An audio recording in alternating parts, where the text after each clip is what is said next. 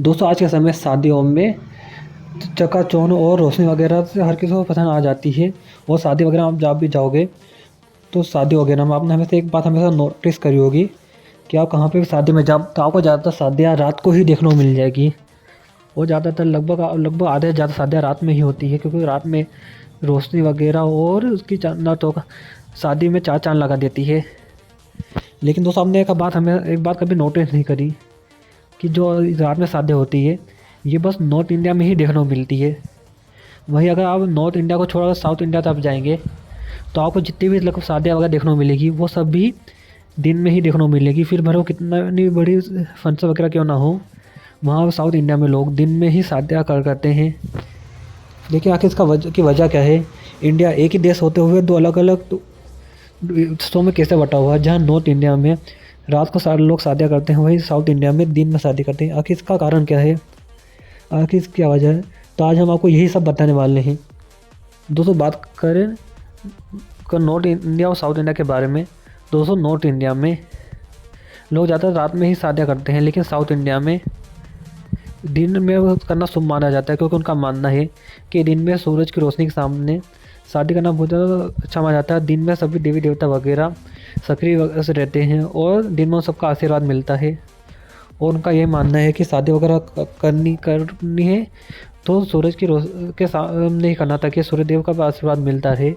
और हमेशा से ही वो दिन में ही शादी करते आए हैं और ये परंपरा हमेशा से चलती आई है। जितने देवी देवता वगैरह रहते हैं उनके सामने सूरज की रोशनी में वो शादी करते हैं। आपने बहुत कम ऐसा देखा होगा साउथ इंडिया में कि कोई रात में आपको शादी करते हुए देखने मिल जाए, वो बहुत कम होता है। वो भी अब कुछ समय पहले से चालू हो गया रात में शादी करना, लेकिन ऐसा ऐसा नॉर्थ इंडिया में बहुत कम होता है। दोस्तों नॉर्थ इंडिया की बात करें, इसका कारण ये है कि एक समय नॉर्थ इंडिया में भी हमेशा दिन में शादियाँ हुआ करती थी। जिस संस्कृति और परंपरा के हिसाब से साउथ इंडिया में शादी होती है वैसे नॉर्थ इंडिया में हुआ करती है। लेकिन जब आज से कई कुछ हज़ार साल के आसपास से ही जब नॉर्थ इंडिया पे इन्वेडर्स हो गए, मुगल, खिलजी और तुगलक जैसे इन्वेडर भारत पे हमला करते थे, तो ज़्यादातर उसको सपेट नॉर्थ इंडिया आता था, क्योंकि ज़मीन रास्ते थे भारत पर हमला करने के लिए। उसको नॉर्थ इंडिया में ही जगह है वो। यही कारण है कि जब भी वो इन पर हमला करते थे, जहाँ तो नॉर्थ इंडिया में जहाँ शादी वगैरह होती थी, इन्वेडर वहाँ की दुल्हन वगैरह और लोगों को उठा के ले जाया करते थे दिन में। यह कारण था कि नॉर्थ इंडिया में लोगों ने उनसे बचने के लिए रात में शादी करना शुरू कर दिया और तब से लगाकर यह परंपरा अब तक चलती आ रही है।